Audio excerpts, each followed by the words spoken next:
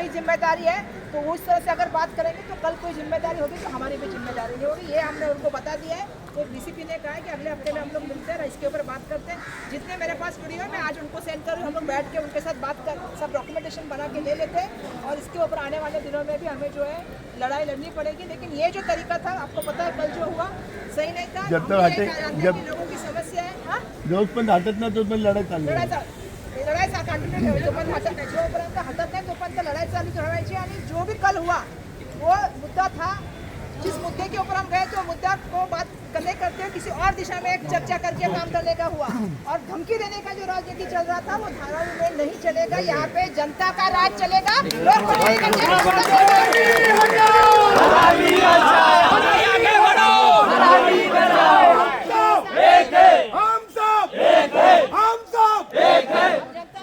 यहाँ लोक प्रतिनिधि का भी अपमान नहीं होगा, यहाँ पे जनता को कभी कोई दबाएगा नहीं, जनता का भी कोई अपमान नहीं करेगा। ये बात करके हम लोग अभी आए, ये सब कुछ नहीं चलेगा यहाँ पे।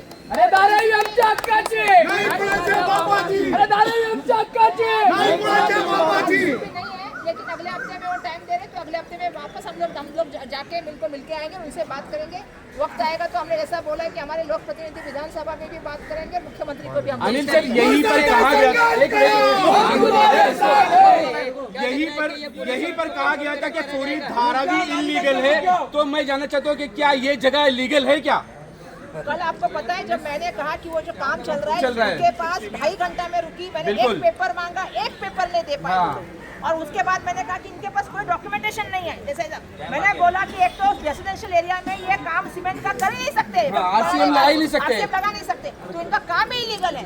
तो कहते हैं सैयद जी क्या कहते हैं, ये पूरा धारावी इलीगल है। तो हमने उनसे यही पूछा कि धारावी में अगर इलीगल है, आप बात करते हो तो यहाँ पे लोग पानी का बिल भरते हैं, बिजली का बिल भरते हैं, यहाँ पे लोग ये कर रहे हैं। तो आप इस तरह से जो बातें कर रहे हैं वो एकदम गलत बात थी उनकी कल भी।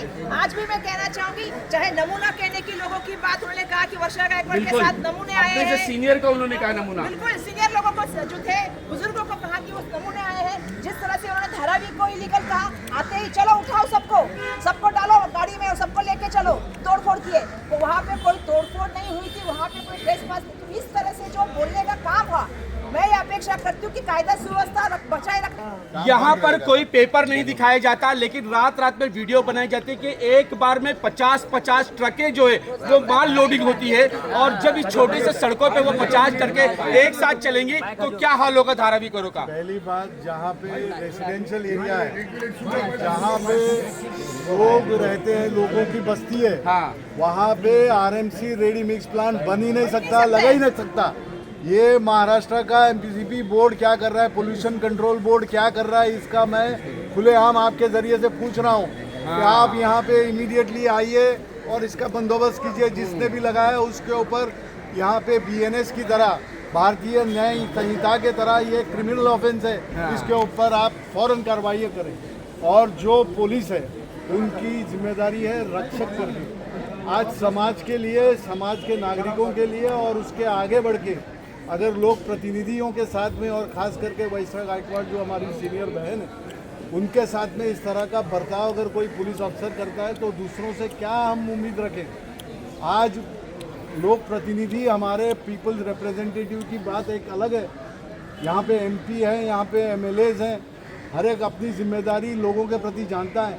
जब एक एमपी 15-15, 16-16 लाख के लोगों की रिप्रेजेंटेशन करता है, सांसद में करता होगा, असेंबली में 4-4, 5-5 लोगों को जिम्मेदारियां संभाल के बात करता होगा, उनकी जिम्मेदारियां देता होगा, तो उसके साथ में किस तरह की सलूक, किस तरह की बात करना, ये भी एक प्रोटोकॉल है, ये भी एक संहिता है।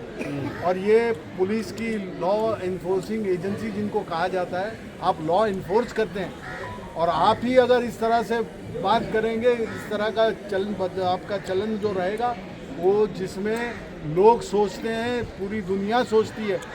आप अभी डीसीपी साहब किसी कनाडा के प्रधानमंत्री आए हैं, उनके प्रोटोकॉल में उनके सुरक्षा इसमें बिजी है, हम बात समझ सकते हैं, उनसे बात की। लेकिन इस बात को सख्ती से कहा कि इस बारे में एक्शन चाहिए, क्योंकि जो वाकया कल हुआ, वो वाकया जो हुआ है वो पूरा सभी के दायरे में, उसकी पूरी छानबीन होनी चाहिए, जांच होनी चाहिए। और जिन्होंने ये किया है उनके ऊपर सख्त कार्रवाई होनी है। सर पूरे देश यहाँ के में धारावी के लोगों को धारावी की अपनी पहचान है और वो पहचान धारावी के लोगों ने दुनिया भर में अपनी मेहनत से की है। सर पूरे देश में पर्यावरण को लेकर बढ़ने लगे 10,000 में मानूनी कर ली थी। ये किसके इजाजत से हुआ, कौन इसके पीछे है, उसकी जांच हो और उनके ऊपर सख्त से सख्त कार्रवाई हो। इसके ऊपर कोर्ट में केस हुआ